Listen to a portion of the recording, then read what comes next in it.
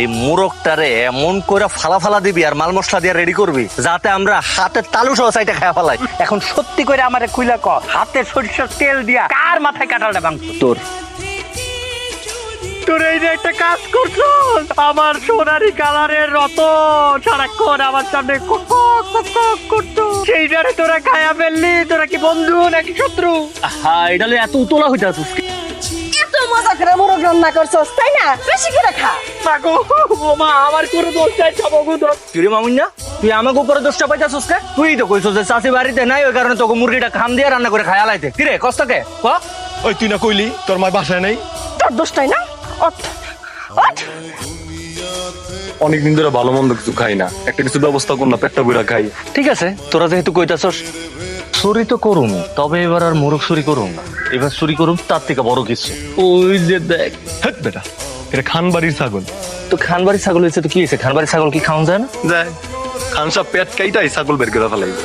আর এইসব আমার উপর ছাইরা দে, আগে ছাগলটা চুরি করি, পরেটা পরে দেখান যায়।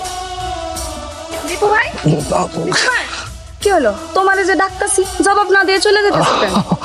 তুই ডাক্তার ছিলি? আমি শুনি নাই। তোমার কোলে কি?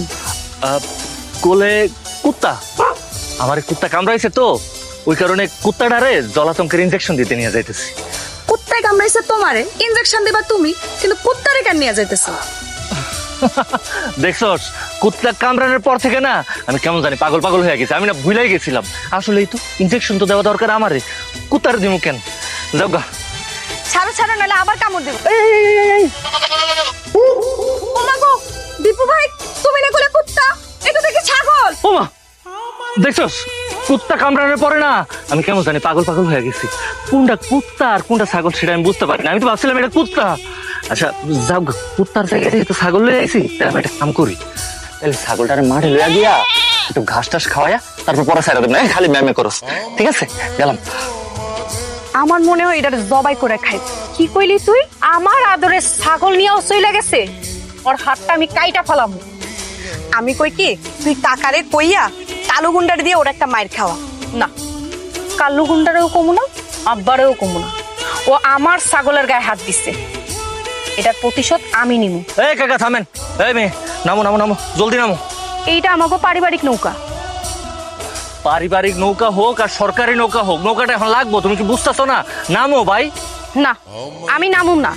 আরে ভাই তুমি কি বোকা নাকি? দেখতেছো না আমার সাথে একটা জরুরি রোগী আছে, তার কোমরের হাড্ডি ভেঙে গেছে, তারা হসপিটাল নিয়ে যাইতে হইব। আল্লাহর দোহাই লাগে, নৌকা থেকে নামো। হাসপাতালে নিয়ে যান আর দোজকে নিয়ে যান, তাতে আমার কি? আমি নামুম না। কি বললা তুমি? নাম্বারা? না, নামুম।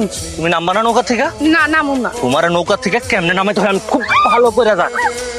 এই তুমি বসে রয়েছো কেন? নামো, নাকি ধাক্কা দিমু? নামো। ওগো এত বড় সাহস, ওরা আমার বাড়ি ছাগল চুরি করে? হ্যাঁ, আমার মাইয়ারা নদীতে ফালাইয়া কোনো বান্দির পোলারে নিয়ে হাসপাতালে যায়? হ্যাঁ, আমি ছাগল চুরি করছি, সেটা আমার অন্যায় হয়েছে, কিন্তু আপনিই কোন একটা রোগীরে চিকিৎসা করতে নিয়ে যাওয়াটা জরুরি ছিল, নাকি আপনার মায়ের কলেজে যাওয়াটা জরুরি ছিল? কোনটা?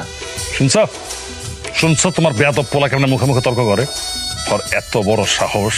হ্যাঁ, তুমি আমার বাড়িতে কাম করে খাও আর তোমার পোলা আমার বাড়ির ছাগল চুরি করে খায় না?